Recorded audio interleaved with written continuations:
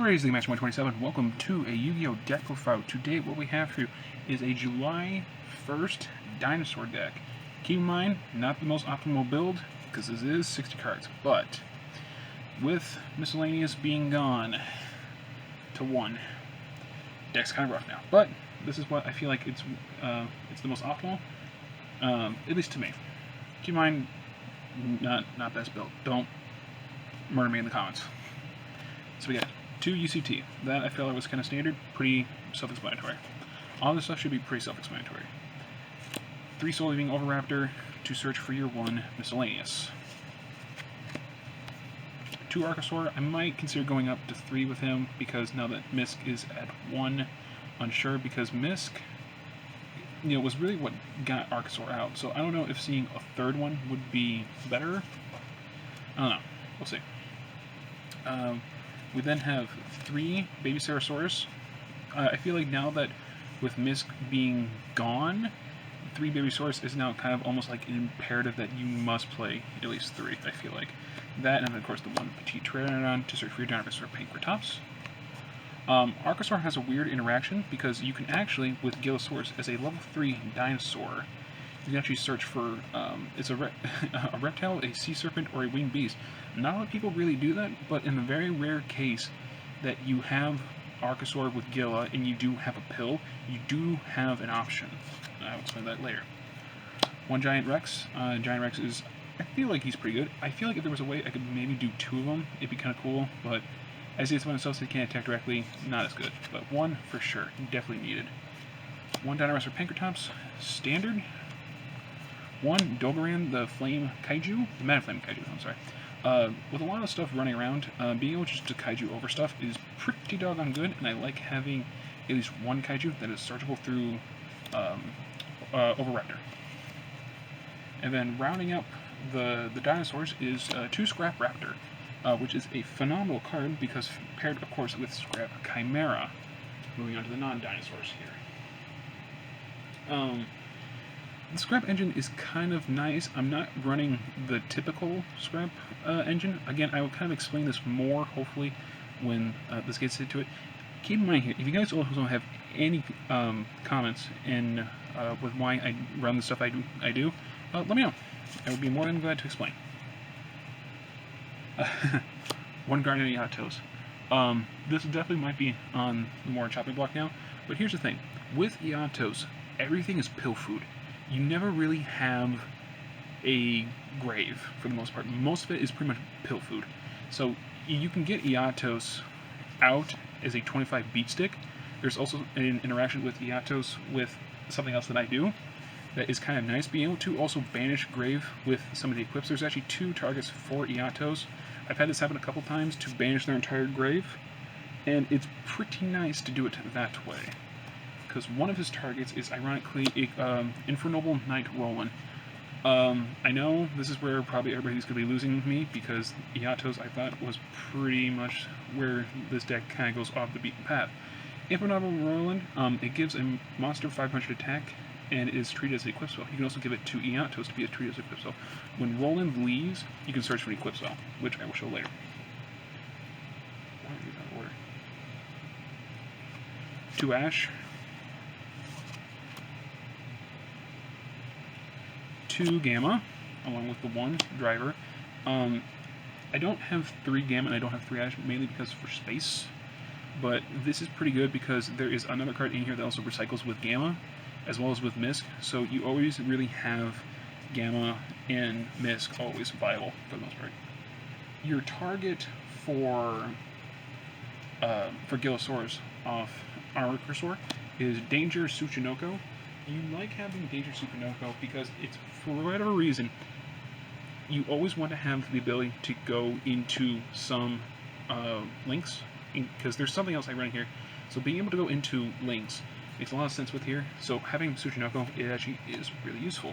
I also have 1 Danger Bigfoot in here. I only have Bigfoot in here also because it's for pill food, as well as just being able to pop something or be a 3000 draw monster. It's pretty nice.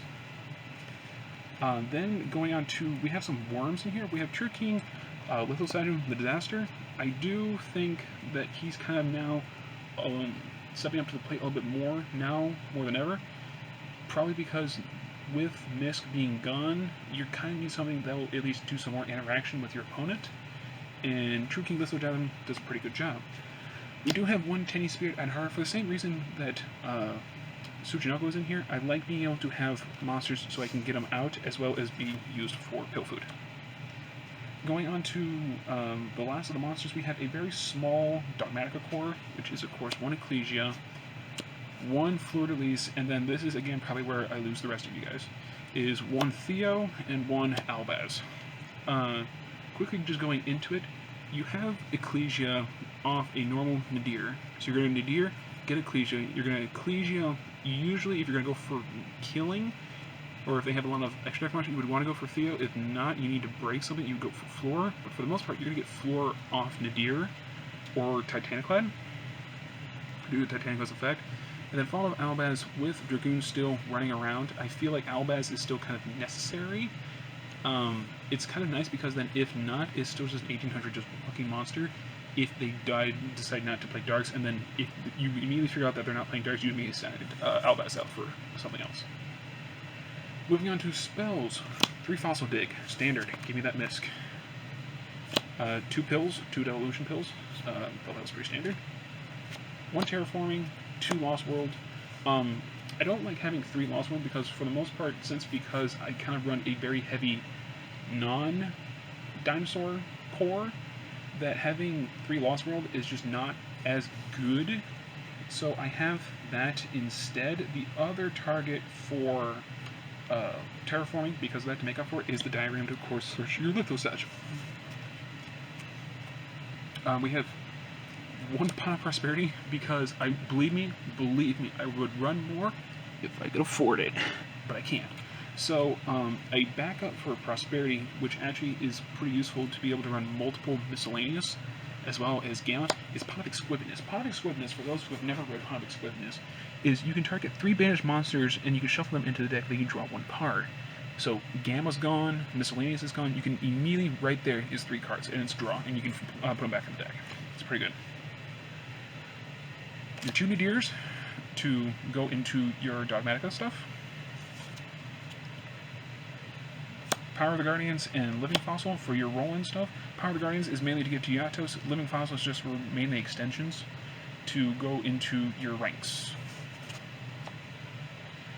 Your 2 main back row removal, and that's Cosmic and a Twin. There is, of course, there's more, but that's usually just the main ones. Going on to kind of just like the staple one-offs is, of course, Rakeki, Harpies, Instant Fusion, I'll explain that, Called By, and Monster Reborn. I feel like these are all just kind of just standard one-offs that I think are pretty good to have. Traps, only 4 traps. With Sky Striker now back and Hornet Drones probably going to become a thing once again.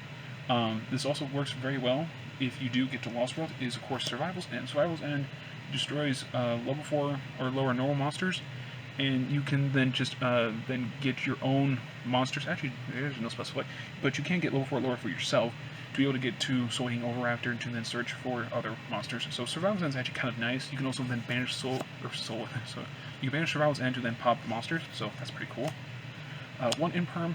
I would play more Imperm, but there's not really a whole lot of stuff running around where you really want to have more than 1 Imperm. I do have a 2nd Imperm in the side, so that's kind of where that is. 1 Reboot, because it's Reboot, and then to then combat all the big explosive, Forbidden Droplets, triple Tactic Talents, and anything else that really comes up to it. As Curse Forbidden Spell, you have so many spells in here, and especially off like a second of if you've already used 1, because I only have 1 Titaniclad. Curse is actually pretty nice to then, and no one really expects this, because no one really sends traps off droplets, so you can stop it there and then stop it good. Quickly moving on to the extra deck. First off, the fun tokens. But extra deck we have is 1 Dolka, 1 Logia, I feel like these were pretty standard, 1 Tornado, 1 Abyss Dweller, 1 Gaga Cowboy.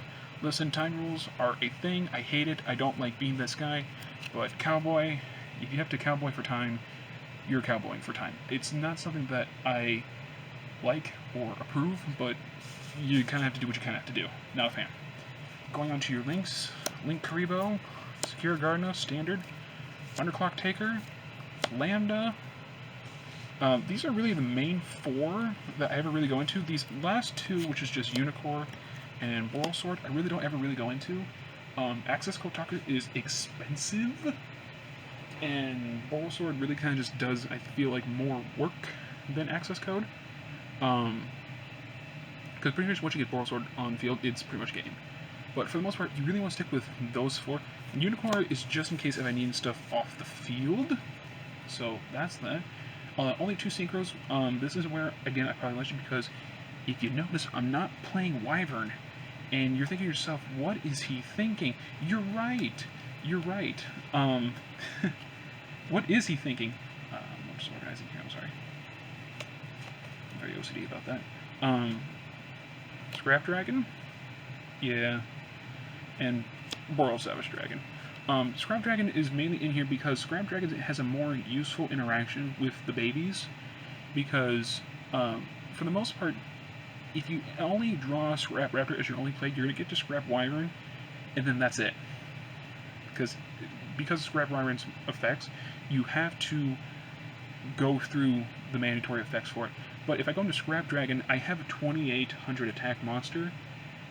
Like I said, to me, it's better than going into Wyvern because then this Wyvern's just not just a 17 just sitting there. If all you open is Scrap Raptor, you're kind of sitting duck.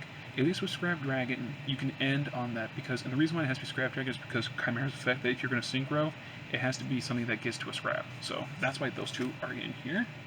And then the last 2 are, of course, the fusions, and that, of course, is Titaniclad, Offer Unideer, and Millenniumize Restrict, which is just an extra Cult by the Grave in case they decide to Lancia you. It's wonderful.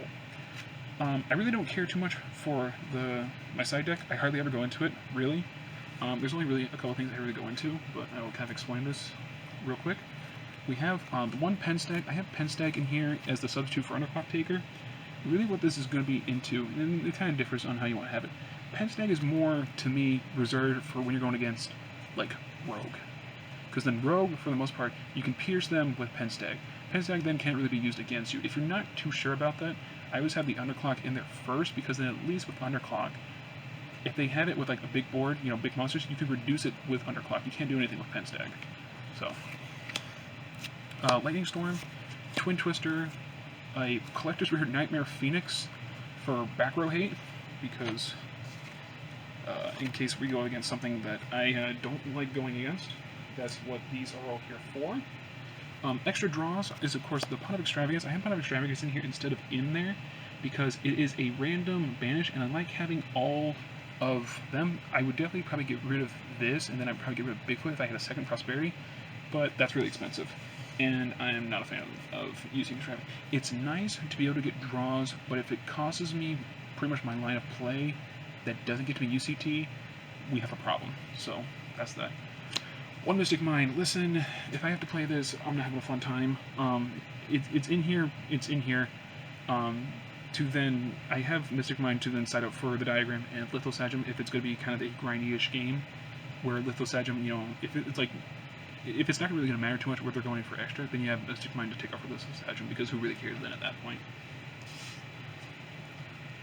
The extra Imperm, like I said.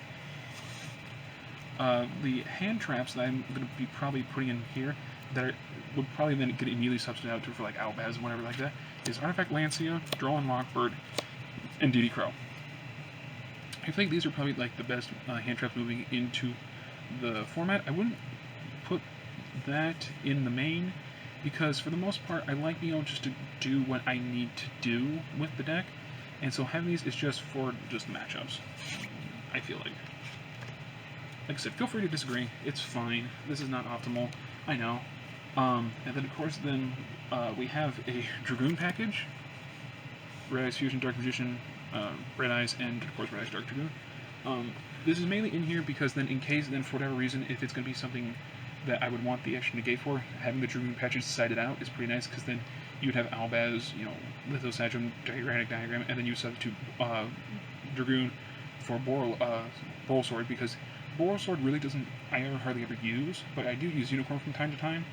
So that's those. And then the last card to round out the side is I have Overtext Coatless. I have Overtex Quatlas in here mainly for the sole reason is because if we're going into a like spell and trap heavy thing, which I imagine is what I'm going to be doing with Sky Striker, having Quatlas off pill is pretty nice. And then of course, then if he goes, I get another pill, and then it's already Dinosaur, so that's already halfway to the races anyway. And that right there is the sign, and that, ladies and gentlemen, is the Dinosaur Deck Profile that I'll be taking into the July 1st format. Is this the best? No. Am I gonna get probably yelled in the comments? Yeah, that's fair. But listen, okay? Everybody has a way they like running stuff, okay? This is how I like running stuff, okay? If you have a problem with it, I'm sorry, but this is how I like doing it. This is what's fun to me, and I will not apologize for fun that it is to me. This is how I play the game. This is how I like playing the game. So, with that being said, thank you so much for watching the deck profile. I haven't done one of these in a long time. God bless, take care, and we'll see you in the next deck profile. Take care, goodbye.